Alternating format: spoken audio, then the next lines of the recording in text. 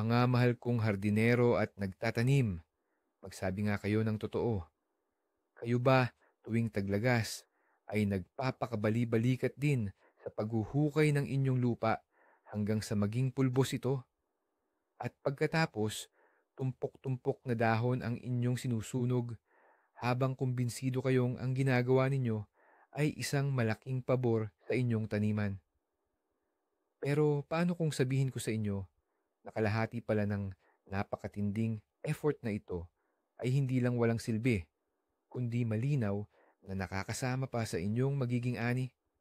Ngayon, isuot natin ang ating mga guwantes ng detektib at bistahin natin ang 5 pinakatumatak at pinakakaraniwang maling akala tungkol sa paghahanda sa halamanan tuwing taglagas. Ang mga mito na nag-aaksaya ng inyong lakas at humahad lang sa lupa na makabawi. Humanda kayo dahil pagkatapos ng videong ito, hindi na magiging pareho ang inyong pagtingin sa inyong gulayan tuwing taglagas. At baka makipagtalo pa kayo sa akin sa comments. Dahil ang mga paniniwalang ito ay ipinasa na sa atin henerasyon sa henerasyon. Pero bago natin simulan sirain ang mga lumang kasanayan, alamin muna natin kung saan ba talaga nagmula ang mga ito. Karamihan sa mga walang duda na katotohanan na ito ay nagmula pa sa nakaraan, noong ang pangunahing layunin ay ang linangin ang lahat ng lupain at makakuha ng pinakamalaking ani kahit anong mangyari. Noong panahong iyon, hindi masyadong binibigyan ng pansin ang komplikadong ecosystem ng lupa, ang mga microorganism o ang natural na balanse. Ang lupa ay itinuturing lang na isang walang buhay na materyal na kailangan lang bungkalin, lagyan ng kemikal na pataba at taniman. Dito nagsimula ang paniniwala sa matinding pagbubungkal sa superlinis na gulayan at sa pagsunog ng lahat ng organic na materyales. Pero ang agham ng soil science ay malayo na ang narating. Ngayon, alam natin na ang lupa ay isang buhay na organismo, isang napakakomplikadong sistema kung saan bilyon-bilyong bakterya, fungi, at bulate ang nagtatrabaho para sa ating kapakinabangan. At ang pamamaraan na kunin ang lahat at baliktarin at guluhin para sa buhay na organismong ito ay, sa madaling salita, lubhang nakakasira. Kaya naman, lumipat na tayo mula sa mga lumang paniniwala patungo sa moderno at may kamalayang pagtatanim. Kaya, heto na ang sa myth or maling paniniwala number 1, yung pinakamabigat at pinakamatrabaho. Ang kailangan daw tuwing taglagas ay hukayin o bungkalin ng malalim ang buong gulayan. Ilang taon na tayong sinasabihan na ito raw ay nakakabasag ng bukol-bukol sa lupa, nakakaganda ng soil structure, at nakakatulong labanan ang mga damo at peste na nag-hibernate. Sa una, parang may punto naman talaga. Kapag binaligtad natin ang lupa, ang mga larvae ng peste na nasa ilalim ay maa-expose sa lamig, kaya mamamatay o kaya naman ay kakainin ng mga ibon. Ang mga ugat din ng matitibay na damo ay mamamatay dahil sa frost. Akala natin, pinapaganda natin ang lupa, nagiging maluwag at punong-puno ng hangin, handa na para sa pagtanim sa tagsibol. Sa tingin natin, pagkatapos nitong pagbungkal, ang garden bed ay mukhang perpektong malinis at inaalagaan. Sobrang sanay na tayo sa ganitong eksena, kaya kapag may iba pang approach, titingnan natin itong parang katamaran o kapabayaan. Pero itong perpektong itsura na ito ay nagtatago ng malaking pinsala na ginagawa natin sa pinakaimportanting yaman natin, ang fertile layer or matabang lupa. Silipin natin ang ilalim ng lupa para malaman kung ano ba talaga ang nangyayari kapag nagsasagawa tayo ng malalim na paghuhukay. Ang lupa ay hindi lang basta putik o dumi. Ito ay parang isang multi-story building o palapag-palapag natirahan ng milyon-milyong buhay na organismo. Sa mga itaas na bahagi, mga 10 hanggang 15 sentimetro ang lalim, doon nakatira ang aerobic bacteria. Kailangan nila ng oxygen para mabuhay at gampanan ang kanilang trabaho. Sila mismo ang responsable sa pag-decompose ng mga organikong bagay at ginagawa nila itong nutrients na madaling makuha ng mga halaman.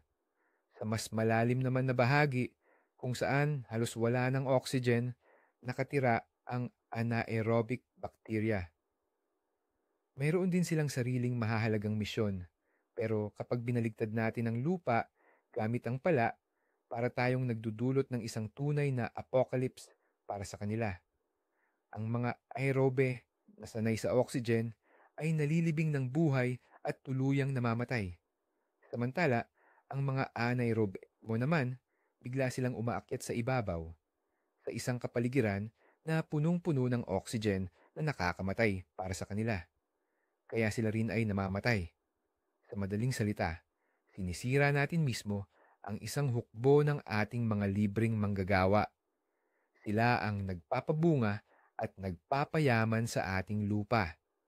Inaabot ng maraming buwan bago makabawi at maibalik ang dating lakas ng microflora na ito.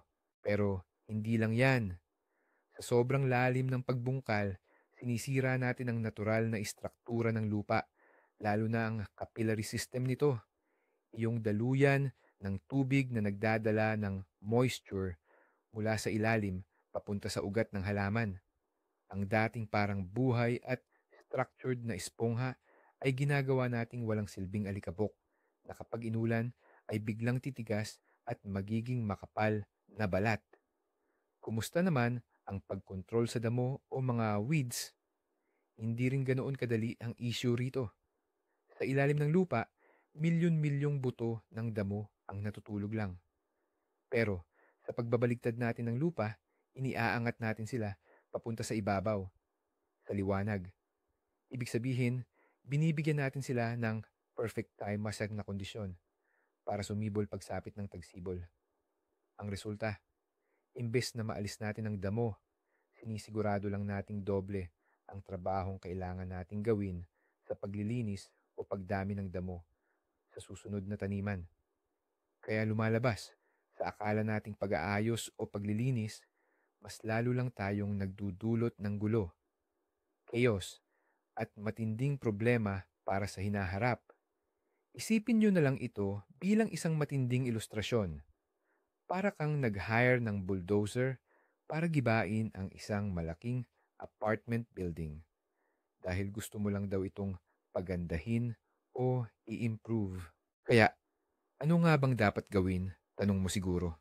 Hahayaan na lang ba natin na mamatay ang lupa? Siyempre hindi. Ang modernong agrikultura ay may iniaalok na mas magaan at mas epektibong solusyon. Imbes na bungkalin ng malalim, mag-focus tayo sa mababaw na pagpapaluwag ng ibabaw. Sapat na ang lalim na hindi hihigit sa 5 hanggang 7 sentimetro. Para dito, perpekto ang paggamit ng simpleng pangbungkal o kaya ay isang cultivator. Sapat na ang ganitong pag-aararo para putulin ang ugat ng mga damong ligaw at paluwagin ng bahagya ang itaas na bahagi ng lupa. Pero ang pinakamahusay na solusyon ay ang paghahasik ng green manure o berdeng pataba. Ito ang mga halaman gaya ng mustasa, phacelia, or rye. Ang mga ugat nila ang nagpapabuti sa istruktura ng lupa, nagdaragdag ng organikong material at pumipigil din sa pagdami ng damo. Kapag handa na, pwede na lang itong putulin at iwan sa taniman bilang mulch or pansapin. Sa ganitong paraan, hindi mo lang mapapanatili, kundi lalo mo pang mapapayaman ang lupa. Makakatipid ka pa sa oras, lakas, at kalusugan. Tiyak, magpapasalamat sa iyo ang lupa. Dumako tayo sa pangalawang karaniwang paniniwala. Ang lahat daw ng nalaglag na dahon at mga pinagbalatan ng halaman ay kailangang walisin ng maigi at pagkatapos ay sunugin. Ang paniniwalang ito ay nag-ugat sa matinding takot sa sakit at mga peste. Naniniwala sila na sa mga patay na dahon at balat nagtatago at naghihintay ang masasamang fungi at mga itlog ng insekto. Kaya, kapag hindi natin sila tinapos sa pamamagitan ng apoy, sigurado raw na masisira ang ating ani sa susunod na taon. Dahil dito, halos kada taon, umaalingasaw ang maasim at matapang na usok sa buong komunidad dahil sinusunog ang mga bunto ng basura na, sa totoo lang, ay napakahalagang organikong material. Gumugugol ng oras ang mga tao para linisin ang kanilang lote. Ginagawa itong halos sterile at walang kahit anong natitira. Ang akala nila ay tama ang ginagawa nila, na pinoprotektahan nila ang kanilang mga itatanim. Pero, ang totoo, inaalis lang nila sa kanilang hardin at taniman ang pinakaimportante, ang natural na nutrisyon at proteksyon. Para lang iyan sa pagtatanggal ng lahat ng sapin sa gubat at pagkatapos ay magtataka ka kung bakit biglang nagkasakit at nangangayayat ang mga puno. Sa totoo lang, ano ba talaga ang sinusunog natin sa mga naglalagablab na apoy na ito? Ang sinisira natin ay ang kinabukasan ng pagiging mataba ng ating lupa. Ang mga tuyong dahon ay hindi basta basura. Ito ay balanse at natural na organikong pataba na matagal nang binuo ng kalikasan bago pa tayo. Habang nabubulok ang mga dahon, ibinabalik nito sa lupa ang lahat ng sustansyang inipon ng puno sa buong tag-init, ang nitrogen, phosphorus, potassium, calcium, at marami pang microelements. Ito ang perpektong pagkain para sa mga bulate at iba pang maliliit na organismo sa lupa. Sa pagproseso nila ng mga dahon, lumilikha sila ng humus, ang tunay na pundasyon ng matabang lupa. Kapag sinunog natin ang mga dahon, hindi lang natin winawala ang kayamanang ito. Dinudumihan pa natin ang hangin ng nakalalasong usok mula sa pagsunog. Isa pa, hindi lahat ng peste at sakit ay namamalagi o nagtatago sa mga dahon tuwing taglamig. Marami sa kanila ang buhay na buhay sa loob ng lupa o sa ilalim ng balat ng puno at hindi naapektuhan ng apoy. Siyempre, may mga eksepsyon. Kung sa loob ng season ay labis na nagdusa ang iyong mga halaman dahil sa sakit na dulot ng fungi tulad ng late blight, Phytophthora, sa kamatis o scab sa puno ng mansanas, mas mainam na talagang tanggalin at itapon ang mga naapektuhang dahon at bahagi ng halaman. Pero ito ay para lang sa mga halamang malinaw na may sakit. Ang malulusog na dahon mula sa karamihan ng puno at palumpong, pati na ang mga tangkay ng carrot, beets at gisantes ay isang napakahalagang yaman. Ang mga nalaglag na dahon ay gumagawa ng isang proteksyon na patong sa ibabaw ng lupa. Pinipigilan nito ang pagyelo ng lupa tuwing taglamig at proteksyon din laban sa pagkatuyo at pagguho, erosyon, pagdating ng tagsibol. Sa ilalim ng kumot na ito, nananatiling maluwag, mamasa-masa at buhay ang lupa. Isipin mo ang dalawang taniman sa taglamig. Ang isa ay walang saplot, hinahanginan at natatakpan ng yelo. Samantalang ang isa naman ay may makapal at malagong kumot ng dahon. Sa tingin mo, alin sa dalawa ang mas makabubuti at mas mabilis gigising pagdating ng tagsibol? Ang sagot ay halata. Ano nga ba ang pinakamagandang gawin sa mga naiwang parte ng halaman? Ang pinakamahusay na paraan ay gamitin ang mga ito bilang mulch o di kaya'y gawing organic compost. Ang mga malulusog na dahon ay pwede lang iwan sa ilalim ng mga puno o palumpong o ikalat ng makapal sa mga bakanting taniman. Magsisilbi itong magandang pananggalang para sa mga ugat at magiging pagkain din ng mga organismo sa lupa. Maaari rin namang isama ang mga dahon at pinutol na bahagi ng halaman sa mga compost pile. I-layer ito kasama ng lupa, diligan ng tubig, o gumamit ng special EM treatments para mas mapabilis ang pagkaagnas. Sa loob lamang ng 1 o 2 taon, makakakuha ka na ng di kalidad na organic fertilizer na mas mataas pa ang halaga kaysa sa anumang binibiling potting mix. Sa ganitong paraan, sinisimulan mo sa iyong taniman ang natural na cycle ng sustansya. Ibinabalik mo sa lupa ang mga bagay na ibinigay nito sa iyo. Ito ang mismong pundasyon ng organic at matalinong pagsasaka. Ang pangatlo nating tatalakayin ay ang maling akala tungkol sa paglalagay ng abono o pataba.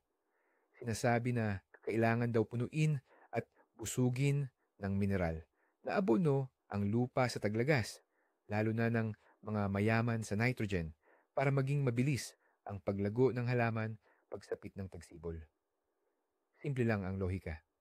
Dahil sinipsip ng halaman ang lahat ng sustansya sa lupa sa buong tag-init, kailangan itong pakainin.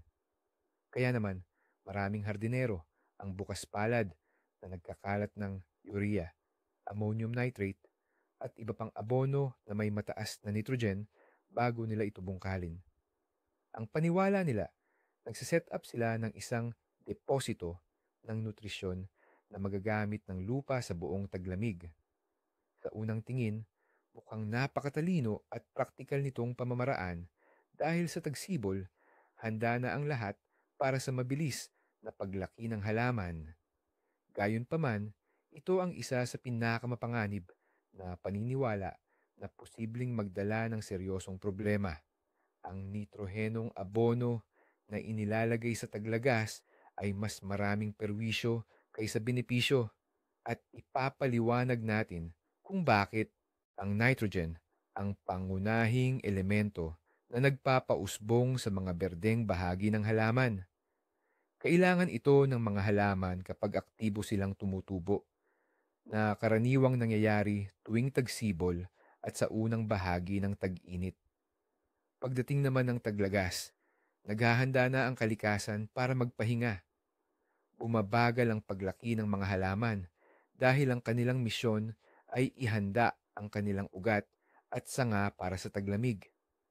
Kailangan nilang mag-imbak ng asukal at iba pang sustansya para lumakas ang kanilang kakayahang makayanan ang lamig.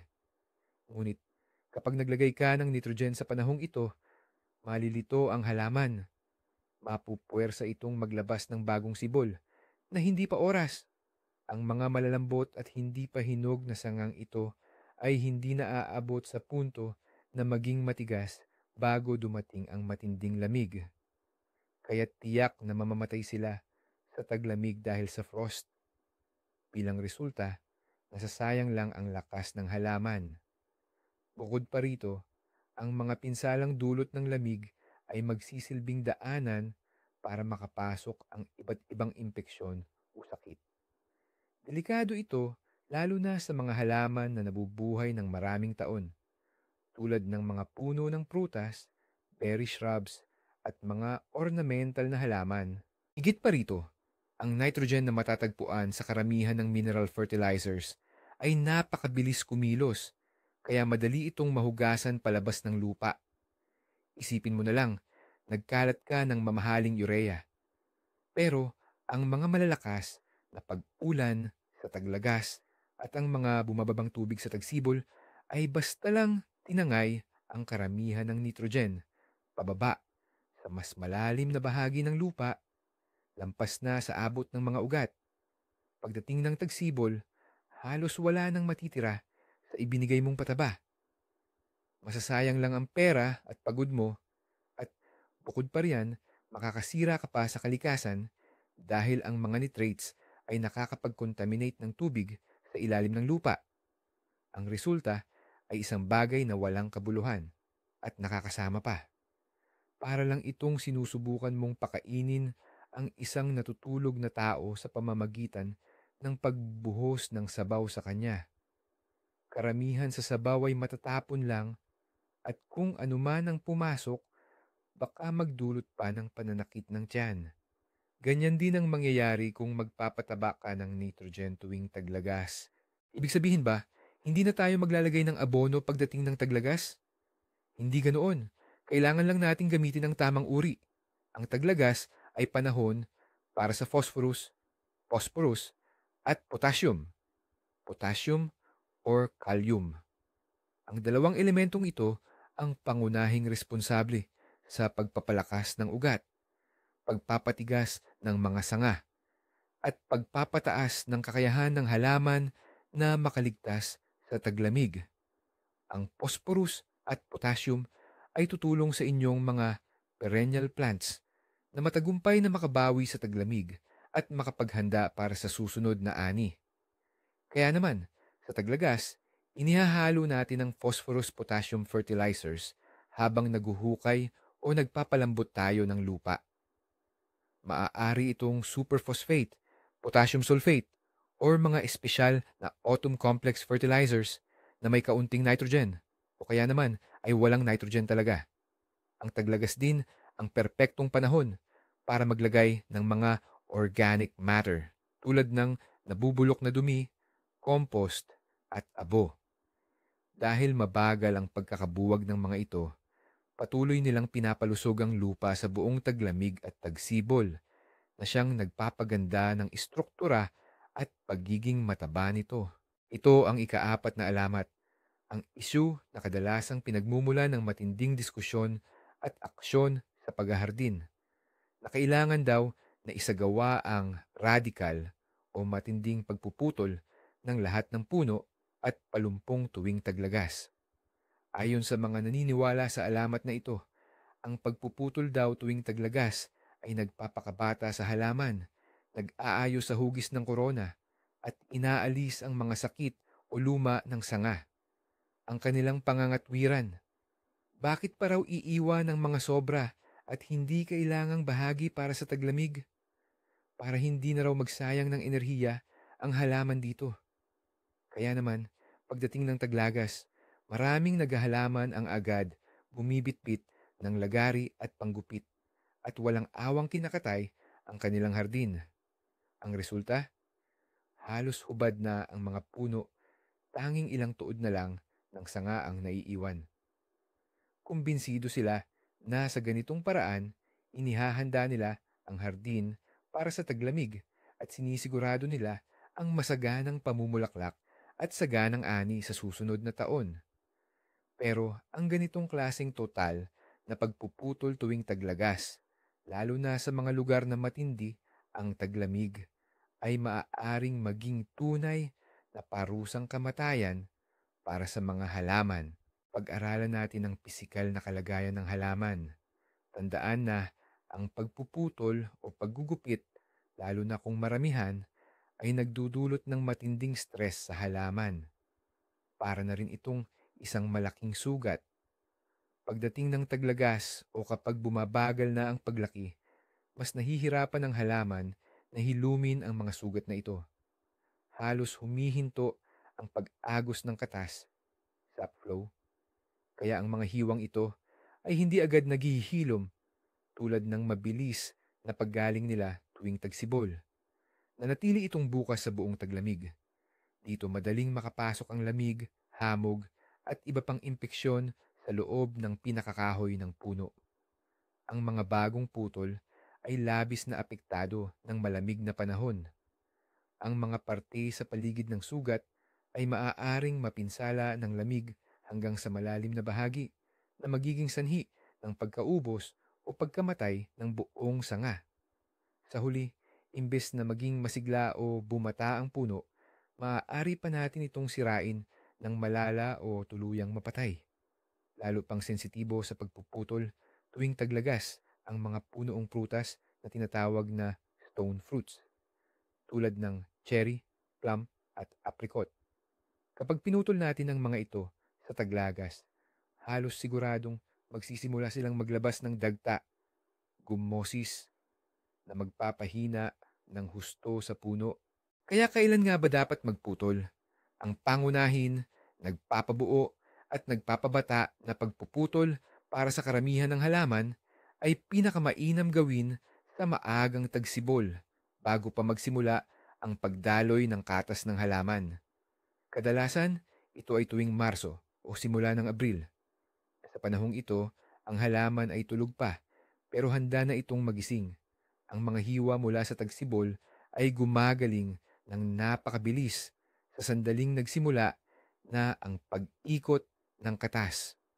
Aktibong bumubuo ang halaman ng kalus, isang espesyal na tissue na humihila at nagpapagaling sa sugat. Sa tagsibol, malinaw mo ring makikita kung aling mga sanga ang nagyelo nitong taglamig at kailangan ng tanggalin. Kung taglagas naman, hindi ito laging halata. Maaari ka tuloy magkamaling putulin ang sangang malusog pa, pero mukha lang mahina. Tuwing taglagas, tanging sanitary pruning lamang ang pinahihintulutan. Ibig sabihin, inaalis lang ang mga tuyo, bali, at halatang may sakit na sanga dahil maaari itong maging sanhi ng impeksyon o mabali sa bigat ng niebe. Kaya, mayroon tayong isang simpleng patakaran na dapat tandaan para sa taglagas. Pag hawak mo ng pamutol, tanungin mo agad ang sarili mo, bakit ko ba gustong putulin ang sangay na ito? Kung ito ay tuyo, bali o may sakit, sige, puputulin mo na. Ang ganitong uri ng pagpupungos ay pwedeng gawin kahit anong oras ng taon. Pero kung ang plano mo ay paikliin ang sanga, manipisin ang korona, or bigyan ito ng shape, itabi mo muna ang pamutol at hintayin ang tagsibol. Ito ay mas ligtas at mas makabubuti para sa iyong halamanan. Ang tanging exception ay ang mga berry bushes tulad ng raspberry at currant. Sa mga ito, puputulin mo sa taglagas ang mga matatanda na o nagbunga na mga tangkay. Pero ito ay isa pa ring sanitary procedure at hindi ito shaping or paghubog ng halaman. Tandaan na ang pangunahing prinsipyo ng isang hardinero tulad ng isang doktor ay huwag manakit. Ang padalos-dalos na pagpupungos sa taglagas ay maaaring makasama ng lubusan sa iyong mga pananim. At narito na ang ikalima at huling mito tungkol sa ating mga bahay-taniman, greenhouse. Ang sabi, pagdating daw ng taglamig, kailangan iwan ng bukas, malinis at walang laman ng greenhouse para ang lupa rito ay labis na mapalamig o mapayelo. Ang paniniwala kasi, ang matinding lamig or frost ang pinakamahusay na disinfektante. Papatayin daw nito ang lahat ng peste at mikrobyong nagdudulot ng sakit na naipon sa lupa ng greenhouse sa buong season. Kaya naman, maraming nagtatanimang pagkatapos mag-ani ng huling beses ay talagang hinuhugasan ng maigi ang greenhouse. Inilalabas ang lahat ng tira-tira ng halaman at iniiwang nakabukas ang pinto at bintana hanggang sa susunod na tagsibol. Tinitingnan nila ang kanilang naginaw at tila sterile na greenhouse ng may buong pagmamalaki at kumpiyansa na sinigurado na nila ang masaganang ani sa susunod na taon. Pero tulad ng nangyayari kapag sobra ang paghukay, ang ganitong pamamaraan ay pumapatay hindi lang sa masama, kundi pati na rin sa lahat ng mabuti na nasa lupa. Ginagawa nitong patay na substansya ang dapat sanay may abong at matabang lupa. Ano ba ang nangyayari sa lupa kapag pinabayaan nating lumamig ng husto ang greenhouse? Totoo, may bahagi ng mga peste at sakit na mamamatay dahil sa sobrang lamig. Pero hindi po lahat. Marami sa kanila ang kayang manatili at magtaglamig sa ilalim, sa malalim na bahagi ng lupa, kung saan hindi na umaabot ang yelo. Ang masama pa, ang matinding pagyelo ay lubusang pumapatay sa mga beneficial na mikrobyo, yung mga maliliit na organismo na responsable sa pagiging mataba at malusog ng ating lupa. Ang kalalabasan, magiging patay at walang buhay ulit ang ating lupa. At pagdating ng tagsibol, kailangan na naman nating gumastos at magsayang ng oras para buhayin ito gamit ang iba't ibang preparations at abono. Bukod pa rito, ang pag-iiwan ng greenhouse na nakabukas ng buong buo sa taglamig ay isang malaking pagsubok sa tibay ng istruktura nito. Maaaring sirain ng malakas na hangin ang polycarbonate nito at ang tambak ng niebe o yelo na papasok ay posibleng magpa-deform o mas malala, makabasag sa frame or balangkas. Kaya naman, ang pakinabang nitong pagpapalamig ay kaduda-duda habang ang pinsalang dulot nito ay napakalaki at kailangang bigyan ng pansin. Kaya, ano ba talaga ang pinakamagandang diskarte? Pagkatapos kunin ang lahat ng ani at linisin ang mga halaman, kailangan talagang ihanda ang lupa sa greenhouse. Pero, huwag gamitan ng sobrang lamig o yelo. Ang dapat gamitin ay mga biological preparations or biolohikal na panggamot. Diligan ang lupa gamit ang solusyon ng phytosporin, trichodermin o iba pang nakabubuting fungi at bakterya. Ang mga ito ang pipigil sa paglago ng masasamang mikrobyo o pathogens at magpapagaling sa kalagayan ng lupa. At heto na ang pinakainteresante. Huwag mong iwanang nakatiwangwang o hubad ang lupa sa loob ng greenhouse. Ang lupa na nakatiwangwang ay para bang patay na lupa. Ang pinakamainam na gawin ay magtanim ng winter cover crops or green manure tulad ng rye or winter vetch. Bago pa dumating ang matinding taglamig, tutubo na sila. Ang ugat nila ang magsisilbing pang-ayos sa istruktura ng lupa sa buong taglamig. Pagdating ng tagsibol, maaari mo na lang silang hukayin at ibaon o tabasing gamit ang flat cutter para maging napakagandang berdeng pataba. Ito ang paraan para mapanatili at maparami pa ang pagiging mataba ng lupa nang hindi mo na kailangang palitan ng buo ang soil or ground. Kung huli na para magtanim ng green manure, siderates, may isa pa tayong napakagandang paraan. I-mulch o takpan ang lupa sa loob ng inyong greenhouse gamit ang napakakapal na patong ng organikong material. Maaaring gumamit ng compost, pataba, mga nalaglag na dahon, dayami, o pinutol na damo. Siguraduhin na ang kapal ng mulch ay hindi bababa sa 10 hanggang 15 sentimetro, 10-15 centimeters. Sa ilalim nitong organikong sakumot, hindi lang mananatili ang moisture o ang basa ng lupa, kundi hindi rin ito maninigas sa lamig. Ang buhay sa loob ng lupa ay patuloy na magpapatuloy. Ang mga earthworm at iba pang microorganisms ay magtatrabaho ng buong taglamig. Sila ang mag-generate ng humus habang sinisira ang mulch. Kaya lalong yayaman ang inyong lupa sa sustansya. Pagdating ng tagsibol, kaunting paghawi lang ng mulch ang kailangan.